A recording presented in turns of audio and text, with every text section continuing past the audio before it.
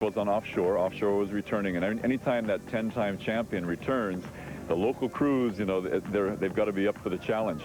Outrigger, always a challenge, always there for the challenge, 5-time champion, but the focus became Waimanalo and Huinalu. Who would step forward? But out of the north came that sneaky crew from Kauai, Wailua Canoe and Kayak, and they won the channel. They are the defending champions going into this race today. And as it turned out, 1, 2, 3, all from the islands. 1, 2, 3. And this year, once again, we'll be joined by Walter Guild as well as Mindy Clark, and we're joining them now. Thanks, Ron. We're here with Sue Brown, who'll be paddling with Waikiki Beach Boys today. Sue, how's it feel? You ready to go? Definitely ready. A little nervous, but then I think you're always nervous the morning of a race. Got good conditions for you guys today? Not exactly. We're kind of one of the smaller clubs, so we could use a little push from behind, but we'll do the best we can in these conditions. Terrific. Well, good luck today. Thank you. Also joining us today will be Mindy Clark, 10-time champion of this race and have steered many, many crews with offshore across the channel. Mindy, good to have you on board. Thank you, Walter.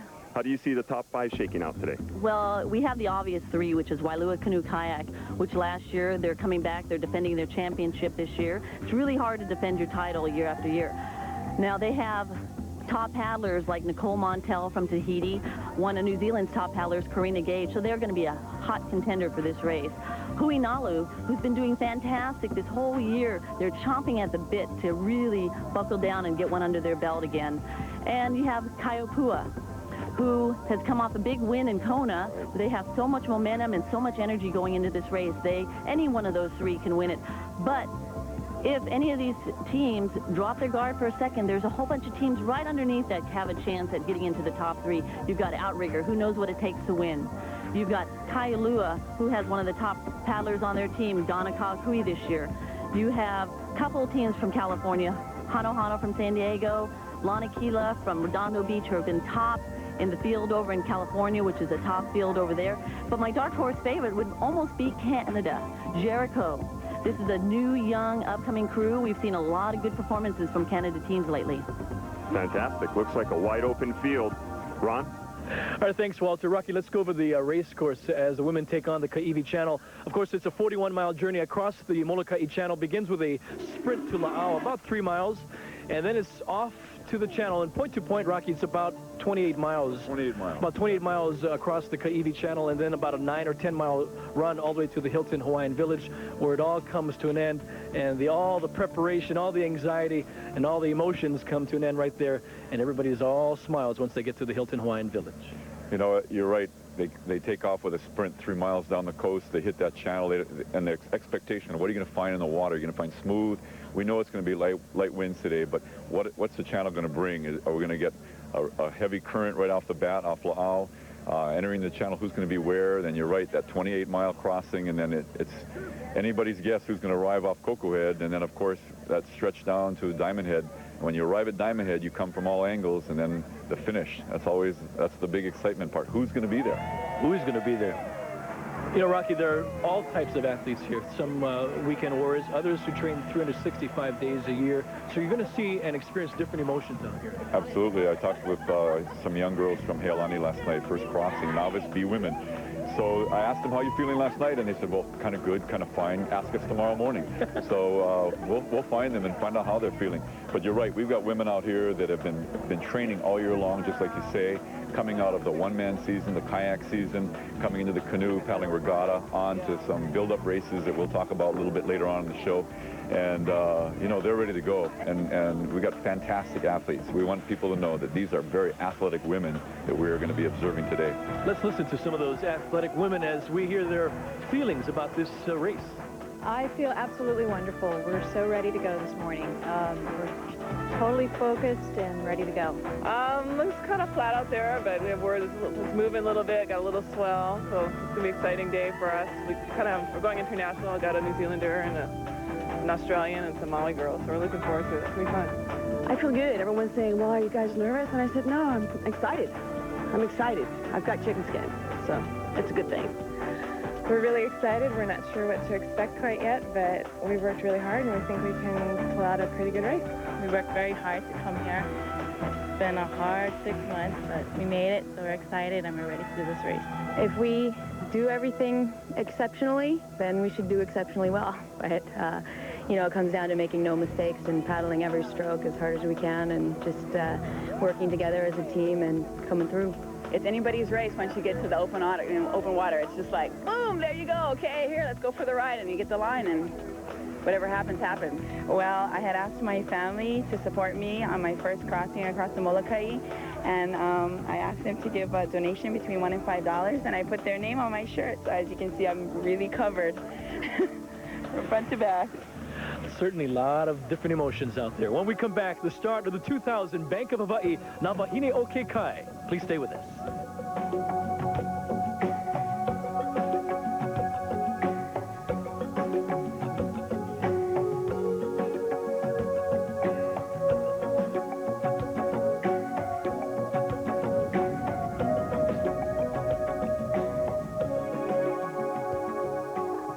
And welcome back to our coverage of the Bank of Hawaii na Wahine o ke kai. 62 boats are out here today, Rocky. Everything we expect, another gorgeous day. Beautiful day, I'll tell you. In that 62 group of canoes that will be coming out, we've got 6 senior masters crew, that's 45 and over. We've got 10 junior masters, that's 35 and over. 47 open crews, 1 koa, traditional koa being paddled by Kamehameha from Hilo. Awesome event. They're out early, and hopefully the difficulty is getting warmed up. But they're out early on the line, and hopefully they'll be able to get off to a good start. You know, this event wouldn't happen, could not happen without a tremendous amount of volunteer support. Oh, unbelievable. And you know, Wahine Anderson, she's the leader of the pack this year, and she's putting her heart and soul into this big effort. The Hawaii Canoe Racing Association, a tremendous amount of volunteer work. They've been up here since Thursday, Friday, putting it all together, registering canoes, making sure everybody is legitimate. And you're absolutely right. Wahine Anderson and her group do a tremendous job. Runs in my mind race morning, number one is that the crews get across safely, is number one. Number two, that the man upstairs watches over every single one of them. And I get very emotional that morning because as I see the race growing bigger and bigger, I stand up on the stage, and I think for the last 22 years, I always have tears in my eyes that morning. And I try not to, but it comes automatically. You know, I see the women out there and holding hands, singing Hawaii Aloha. And as they sing it, the tears just roll down my eyes. It's just very emotional for me. So, something I'll love to the day I die. Rocky, the women got an early start out here. All the canoes are out on the line waiting. What are they feeling right now? Well, right now, the anxiety is just like you say. The novice women, they don't know what's going to happen. They know that they don't have a big ocean to worry about today. But first time crossing the island, they can't see Oahu right now. They've got 3 miles to go before they can even see their destination. The veterans trying to keep calm, cool, and collected, and yet the heart rate is up.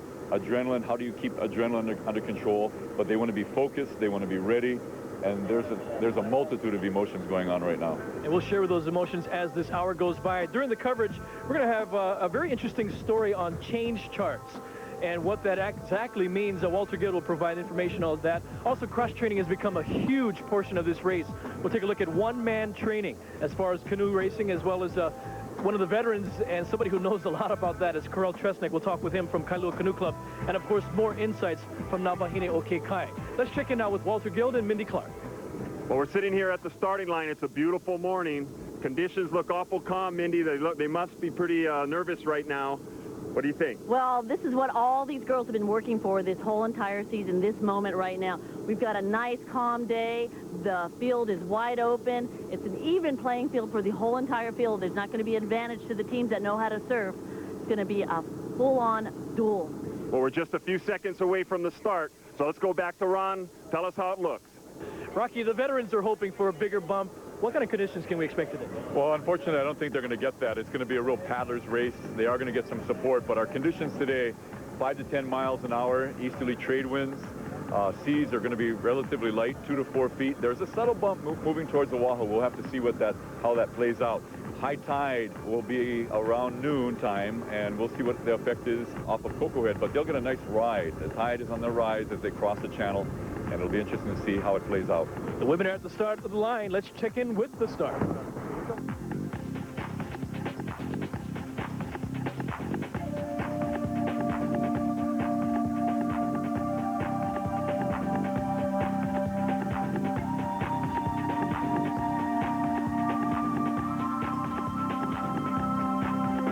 Rocky, pretty clean start.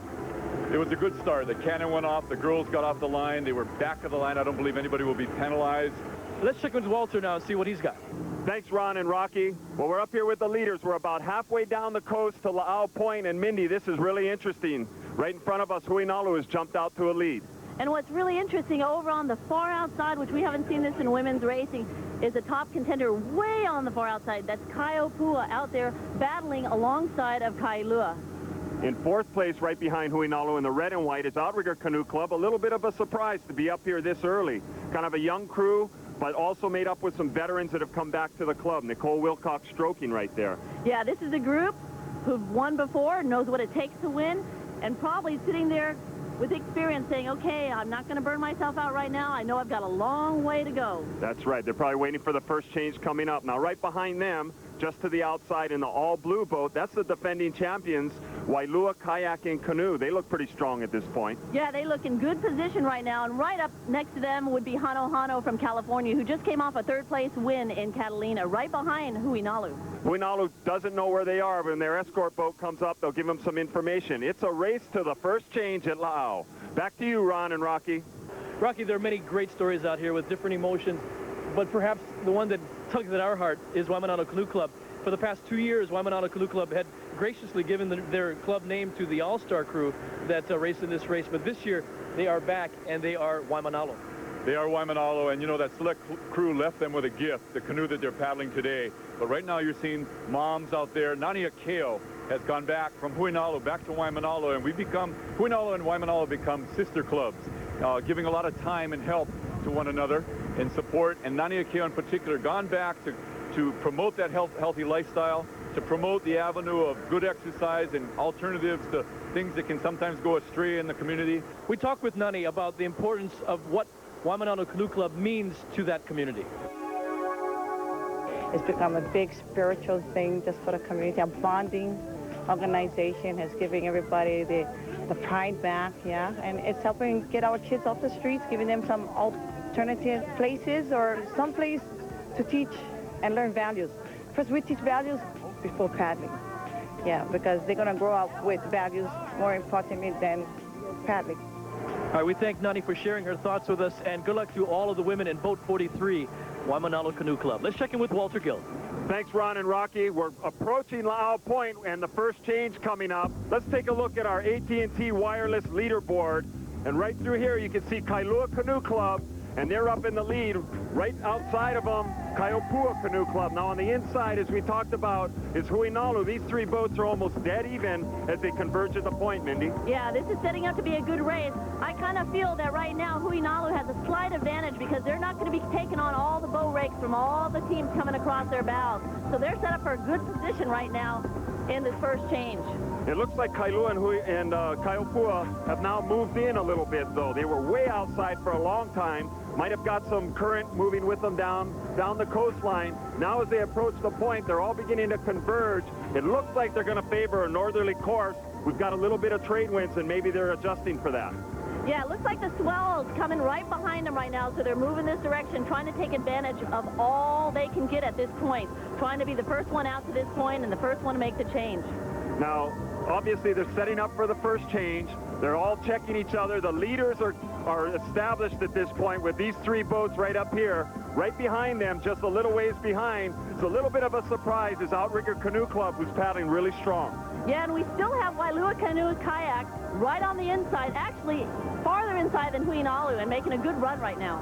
Now, of course, Wailua is the defending champions of this race. They broke. It took a northerly route last year all by themselves, which paid off at the end. I think everybody's going to cover them this time. Correct. They probably will, but right now they're sitting good right there. They've got an experienced crew. They've come off this point like this before, so they're not really panicking right now. They're sitting there just going to wait for their next four paddlers to get in that boat and try and take off. Well, these boats that are up in the front are all going strong. They're looking good. They're getting ready for the next change, or the very first change that's about to come up. That's going to be critical. These are the top 6 paddlers from each crew in there now. Generally going to be their fastest paddlers. The next group of paddlers will determine how your overall team does. It's going to get really exciting here in just a couple minutes. Let's take it back to Ron and Rocky. Well, Rocky, kind of what we expected as we head to La'au. The conditions, light winds, a slight south swell. Exactly, light south swell. Some of the canoes are taking that inside route, trying to play a little catch with the side swell that may ricochet off the shoreline. But right now, we're just seeing them working hard, trying to get to La'au. When we come back, more coverage of the Bank of Hawaii, na Wahine o ke kai. Please stay with us.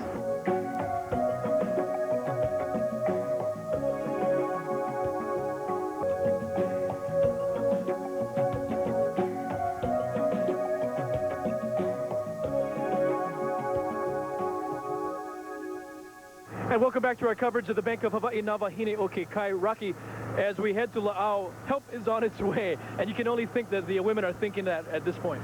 Absolutely. You know, they got out off that starting line, and again, you know, with adrenaline pump, you're trying to settle your body down. Suddenly, now you start to get into it. Waimanalo, we saw log jam, but they were able to move up about 4 or 5, 6 boats as you began to see them settle in. And as they get up towards La'au, you know, that's what they're trying to do, is get there as fast as they can. And when they get there, they're pretty well spent on that sprint. Let's check in with Walter. Kailua Canoe Club making their first change. They've got their 1, 3, 5, 3-person change in the boat. Kaiopua just outside of them hasn't changed yet, and that's cost Kailua a couple of boat lengths.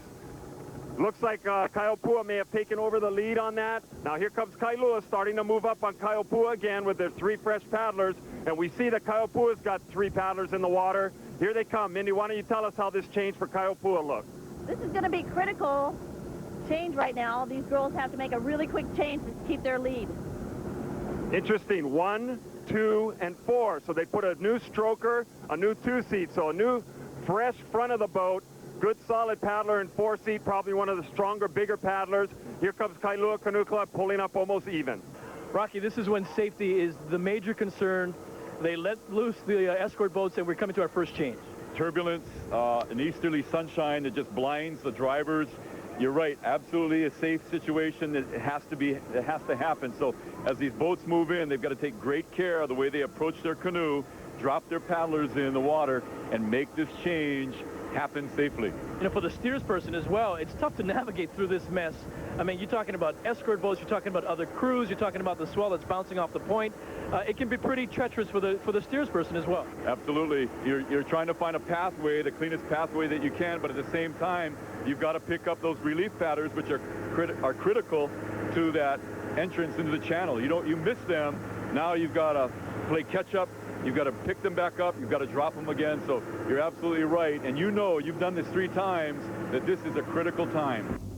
Let's take a look at our AT&T wireless leaderboard just about 50 minutes into the race.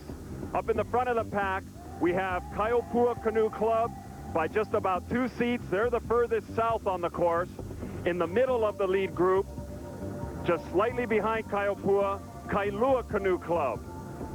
And to the north of those two, right about half a boat back from Kailua, is Huinalu Canoe Club in the yellow canoe. And these 3 boats are all in great position, all in striking distance of each other. Just slightly behind those top 3 crews, down south as well, is kind of a surprise. Outrigger Canoe Club at this point, hanging in there, probably about 200 yards behind the leaders. And then up north, almost even with Outrigger, slightly behind Huinalu Canoe Club, is Wailua Kayak and Canoe, the defending champions of this race. And that's our AT&T leaderboard at this point. Back to you, Ron and Rocky. All right, thank you, Walter. You know, Rocky, over the years, this sport has really changed, and the athlete has changed as far as commitment and training and everything else that goes into this big event, the World Championship of Long-Distance Outrigger Canoe Racing. And a lot of it goes to now what they call one-man canoe. And it's become a season-long sport. The 365 days a year, these women are training. A lot of them are. The beauty of the one-man canoe is that you don't have to wait for another 6 or 10. There are girls out here that are running, they're lifting weights, they're jumping on that one-man or that kayak. Years ago, it used to be you paddle regatta season, you get ready for distance season by just extending your time in the canoe, and you do some running on the side, maybe a little weightlifting. But now they've got nutrition going for them, they've got one-man paddling, they've got kayaking, they've got weight training. These are class athletes. Let's take a look at cross training, in particular one-man canoe paddling. It's Monday evening at Kailua Beach, and the women of Kailua Canoe Club are preparing their one-man canoes for the weekly time trial. These single-person outrigger canoes are nearly 23 feet long and weigh less than 25 pounds each. In recent years, they have become an essential tool for long-distance training. Coach Karel Tresnick explains some of the advantages to training on what has become known as the one-man. We would like to use those one-mans to get more board time for the girls. They learn better balance, which they take with them into the six-man. They learn better feeling for the boat, which they take with them into the six-man, you know, and they become individually better. These weekly time trials also help Coach Tresnick assess the individual strength of his paddlers. In addition, it gives the paddlers an objective view of their teammates. You can't cheat on the one-man days. You have to practice hard, otherwise you're way in the back. And so I think for conditioning-wise, there's at least that one day when you can't slack at all. Well, for me, it's all about endurance and stamina and teaching me how to read the water and feel the water. So the one-mans, I think, have really raised the level of six-man paddling because it gives you something to do in the off-season so you can become a better paddler on your own. At least with a one-man, when you have to put hours in, you can do it adjust to your time. Like I spend a lot of times early mornings because I have two small children, so I'm out sometimes before the sun is up. So with young children and a family and working full-time and paddling, it's really hard to balance all that. You know, while a lot of these athletes believe in one-man canoe paddling as a way of cross-training, not everybody feels that way. We talked with JoJo Tepner, who's crossed this beast 22 years, and heard her thoughts. I don't personally think that one-man time trials means success. It means you're strong. It means you have endurance. But what means success is the meshing in the boat, that the power phase in the water would be the same for everyone, not someone hitting the front of the stroke and someone else power phase being mid-stroke, because then the boat's not going to run. Okay, Mindy, we're here with Kailua Canoe Club. They're still battling for the lead right up in the front. We've got a three-person change coming up. Let's take a look at how this goes right here. This is going to be exciting. This is going to be a critical moment for them. They got to get in quick and clean on this change. Looks like they're doing a three-man change. Looks like 1, 3, and 5 coming out. 1, 3, and 5. They hit the gunnel. Paddles are in position. That's an excellent change they just had. All quick, all clean, and back in and paddling. So they're going to now start moving back up, get into position. They look strong. That's a great change, like you said, Mindy. Let's take a look at our AT&T wireless leaderboard.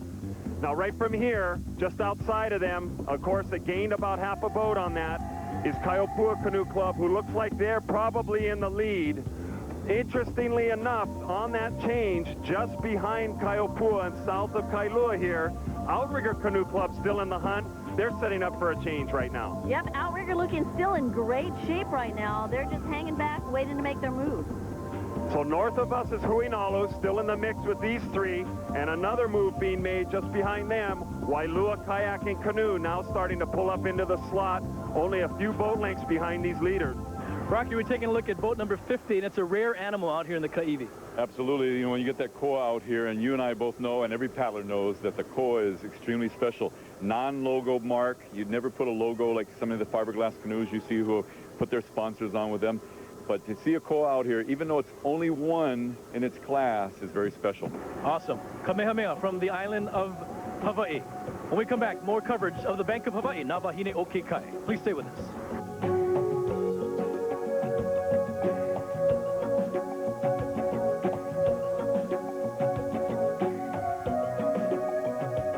Welcome back to our coverage of the Bank of Hawaii, na Wahine o ke kai.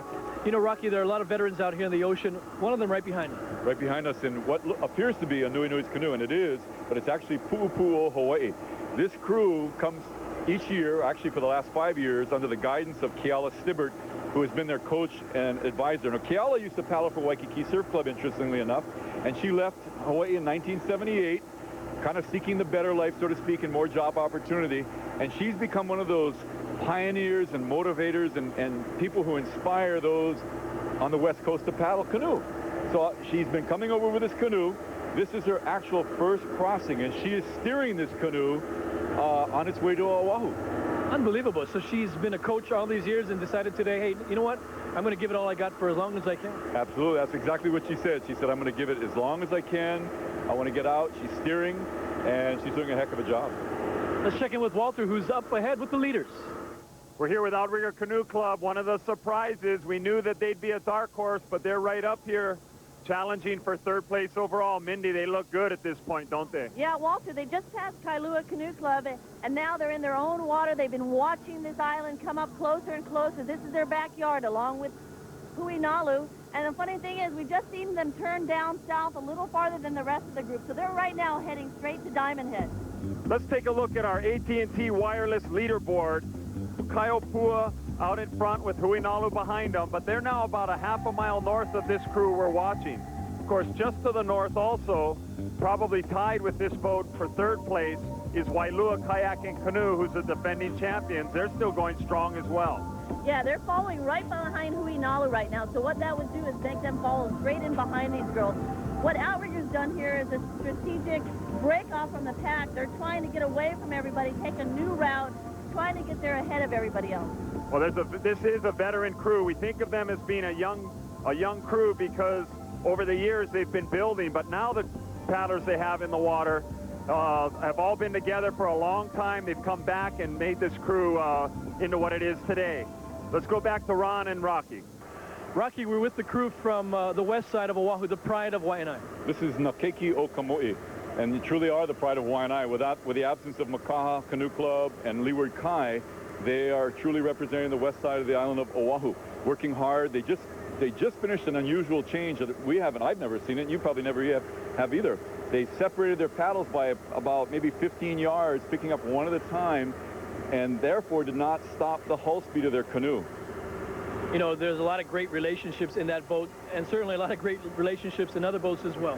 Interestingly enough that you mentioned that, Huinalu back in 1982 had a mother-daughter combination that was just unbelievable. Lana Keela Spencer and her daughter Siobhan. Siobhan was 16 years of age.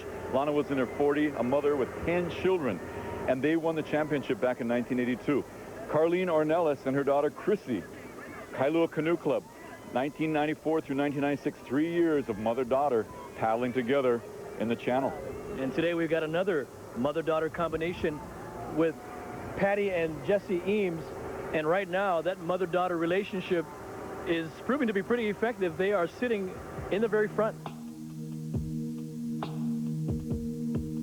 I knew that it wasn't too long before she'd have the confidence and, you know, the stamina, I guess. But I knew she beat me, and she did not long ago.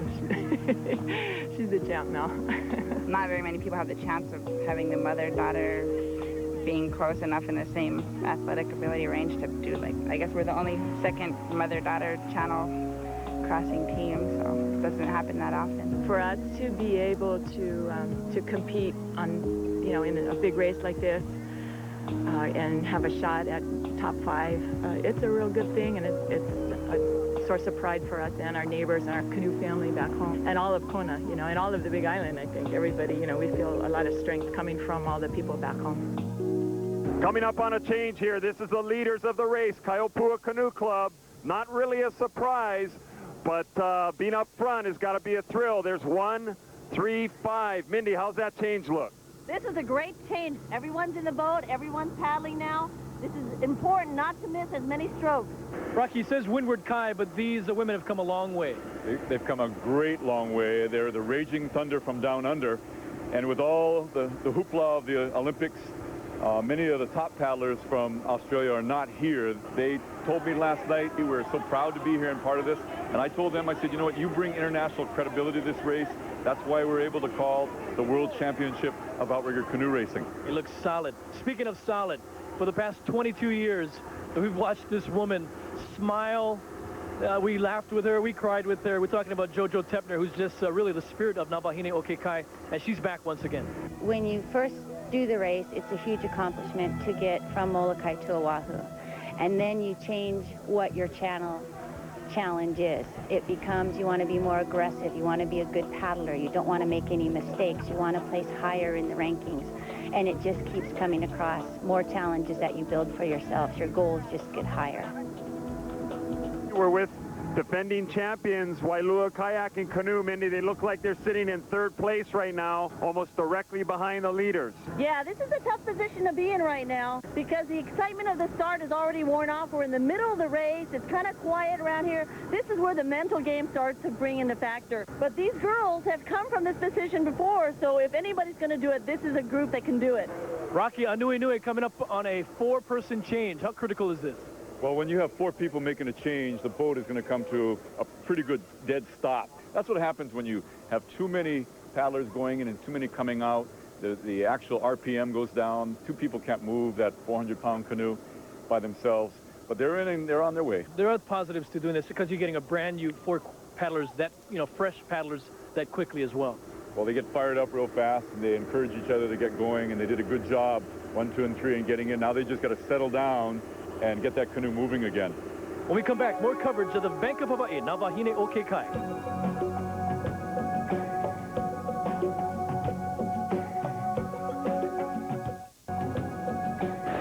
Welcome back to our coverage of the